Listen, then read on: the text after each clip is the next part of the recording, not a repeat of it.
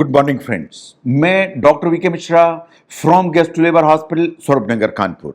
Eight the outset a request, ये scientific channel है, ये साइंटिफिक डेलिब्रेशन है। मैं आपसे रिक्वेस्ट करूंगा इस चैनल को सब्सक्राइब करें और इस वीडियो को शेयर करें। इसके पहले वीडियो में हमने बात की थी गॉल ब्लैडर स्टोन्स के कॉम्प्लिकेशंस के बारे में। कुछ और कॉम्प्लिकेशंस हैं, उनके बारे में इस वीडियो में हम बात करेंगे। नाउ ध्यान से देखिए कि गॉल ब्लैडर जो स्टोन्स हैं they are very common in North India. जो गॉल ब्लैडर स्टोन्स हैं उसके बहुत सारे कॉम्प्लिकेशन हैं, लेकिन गॉल ब्लैडर स्टोन का टिपिकल जो सिम्टम है वो वास्तव में पेन है। जो पेन है वो यहां आएगा, जो पेन है यूजुअली आधी रात में आएगा, जो पेन है यूजुअली जब आप फैटी मील लेंगे उसके बाद आएगा। यहां का पेन जो गॉल ब्लैडर स्टोन का है वो पीछे की तरफ जाएगा, इसके साथ वॉमिटिंग होगी। इन दर्द इतना सीवियर होता है कि मोस्टली आपको इंजेक्शन की जरूरत पड़ती है, सामान्य दवाइयों से दर्द जाता नहीं है ना। उसके जो कॉम्प्लिकेशंस हैं, इसके पहले वीडियो में हमने बात की, दैट वाज एक्यूट कोलिसिस्टाइटिस या गॉल ब्लैडर के इन्फ्लेमेशन के बारे में। नाउ आगे बढ़ते हैं। The second complication is jaundice. कभी गॉल ब्लैडर जो स्टोन है उसके चलते जॉन्डिस हो जाती है। जॉन्डिस कैसे होती है? गॉल ब्लैडर स्टोन जो होता है वो गॉल ब्लैडर में से अगर बाहर निकला, इन स्लिप होकर आपकी बाइल डक्ट के अंदर आके फंस गया। अगर बाइल डक्ट के अंदर आके फंस जाता है तो बाइल डक्ट ब्लॉक हो जाती है, और बाइल डक्ट ब्लॉक होगी तो लिवर से जो पित्त आता है इंटेस्टाइन में जाता था वो फ्लो ब्लॉक हो जाएगा।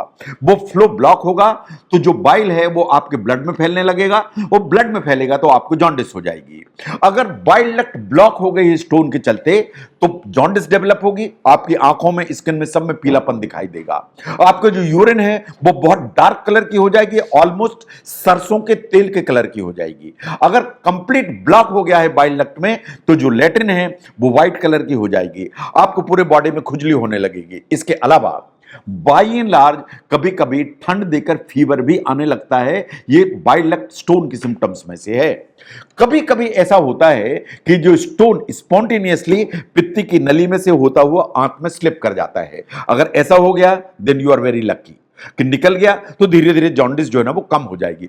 अदरवाइज ये जो स्टोन्स हैं इनको निकालने की जरूरत पड़ती है। इन निकालने के लिए सबसे जो अच्छा तरीका है वो है ERCP, that is endoscopic retrograde cholangiopancreatography, जिसके चलते इसको स्टोन को निकालने की कोशिश की जाती है। Now second one is the acute cholangitis. जब भी बाइल डक्ट ब्लॉक होगी तो इसमें हमेशा इंफेक्शन डेवलप होंगे। जो इंफेक्शन होंगे वो हमेशा बैक्टीरियल होंगे। तो जब भी बाइल डक्ट ब्लॉक होगी उसमें जो इंफेक्शन होगा वो बैक्टीरियल होगा, और उसे कहते हैं एक्यूट कोलेंजाइटिस। जब भी कोलेंजाइटिस होगी तो वास्तव में पेन होगा जो ऊपर की तरफ आएगा। जो पेन है वो पीछे की तरफ भी जा सकता है। ये जो इस तरह का ब्लॉक है उसके चलते जो प्रॉब्लम होगी, बहुत हाई ग्रेड फीवर आएगा, ठंड देके चिल्स लगेंगी, ठंड लगेंगी। इसके साथ जॉन्डिस हो जाएगी, आंख में पीलापन आ जाएगा, और इसके चलते बीपी कम होने की संभावना है और ब्रेन में कंफ्यूजनल स्टेट आने की संभावना है। इसके अलावा आपको लगातार ऐसा लगेगा कि तबीयत खराब है, ठीक नहीं लग रहा है, एंड अल्टीमेटली आपकी पूरी बॉडी में खुजली होने लगती है। नाउ एक बार अगर कोलेंजाइटिस हुई तो इसको ट्रीट कैसे किया जाएगा? जो एंटीबायोटिक्स है वो तो चाहिए, लेकिन अकेले एंटीबायोटिक आपकी हेल्प नहीं कर सकते।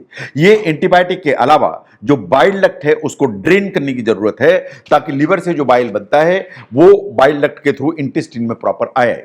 इसके लिए ERCP की जरूरत पड़ेगी। जो ERCP है उससे बाइल डक्ट को क्लियर किया जाएगा और एक स्टेंट प्लेस किया जाएगा, ताकि फ्लो जो है बाइल का from the liver into intestine वो सुनिश्चित किया जा सके, ताकि धीरे धीरे सिम्टम्स पूरे डिसअपियर हों।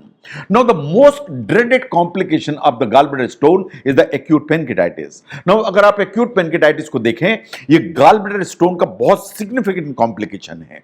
नाउ गॉल ब्लैडर स्टोन के चलते पेनकिटाइटिस कैसे होती है? जो गॉल ब्लैडर स्टोन है वो स्टोन गॉल ब्लैडर में से असेंड होगा एंड स्लिप होकर बाइल डक्ट में आ जाएगा, और बाइल डक्ट में ट्रेवल करता हुआ बिल्कुल बाइल डक्ट के नीचे के हिस्से में वहां पहुंच जाता है जहां के बाइल डक्ट और पेनक्रियाटिक डक्ट एक साथ जुड़ती हैं। जैसे ही इस जंक्शन पे जो स्टोन पहुंचता है तो बाइल डक्ट स्टोन के चलते जो पेनक्रियाटिक डक्ट का मुंह है वो ब्लॉक हो जाता है। जैसे ही ये ओपनिंग ब्लॉक होगी, पेनक्रियाटिक डक्ट के अंदर जो प्रेशर है वो बढ़ेगा, और वो प्रेशर बढ़ेगा तो जो पेनक्रियाज है उसके अंदर इन्फ्लेमेशन बढ़ता है, और अगर उसमें इन्फ्लेमेशन बढ़ेगा तो एक्यूट पेनक्रियाटाइटिस डेवलप होती है। एक्यूट पेनक्रियाटाइटिस बड़ी सीरियस सी कंडीशन है। इसके सिम्टम्स को ध्यान से देखिए।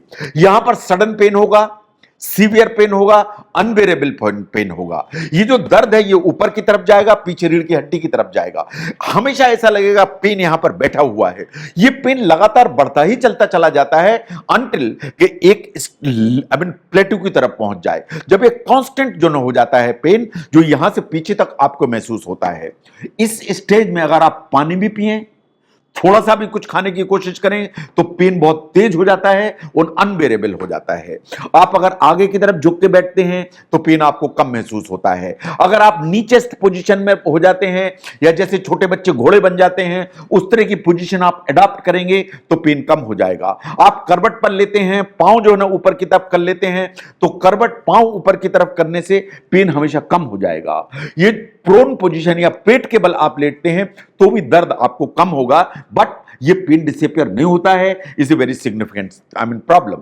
नाउ अगर हम एक्यूट पेनक्रियाटाइटिस के बाकी सिम्टम्स को देखें, आपको अदरवाइज फीलिंग होगी कि आपकी तबीयत खराब है, आप सिकनेस हैं, सिकनेस की फीलिंग आएगी आपको, आपकी भूख एकदम गायब हो जाएगी, हाथ भी लगाएंगे तो पेट में बहुत दर्द होगा, टेंडरनेस होगी, आपको लगेगा पेट आपका अंदर से फूल रहा है, ब्लोट हो रहा है या डिस्टेंड हो रहा है, आपको लगेगा कि आपकी गैस पास नहीं हो रही है, गैस पास होना बंद हो गई है, कभी कभार आंख में पीलापन दिखाई दे सकता है। नो, जहां तक पेनक्रियाटाइटिस के ट्रीटमेंट का सवाल है, ऐसा कोई डेफिनेटिव ट्रीटमेंट नहीं है जिससे मैं ये कहूं कि ये क्योर है पेनक्रियाटाइटिस का, ये दवाई लीजिए पेनक्रियाटाइटिस खत्म हो जाएगी। पेनक्रियाटाइटिस को ट्रीट करने के लिए हमें फोकस करना पड़ता है सपोर्टिंग द बॉडीज फंक्शन। आपको बॉडी के फंक्शन को सपोर्ट करना पड़ता है जब तक कि पेनक्रियाज में जो स्वेलिंग है, पेनक्रियाज में जो इन्फ्लेमेशन है, वो नेचुरली धीरे धीरे धीरे धीरे कम नहीं हो जाता है। तो इसलिए जो ट्रीटमेंट का जो फोकस है वो है बॉडीली जो फंक्शंस हैं उनको सपोर्ट करने के लिए, और इसके लिए आपको बाय एंड लार्ज हॉस्पिटल की जरूरत पड़ती है।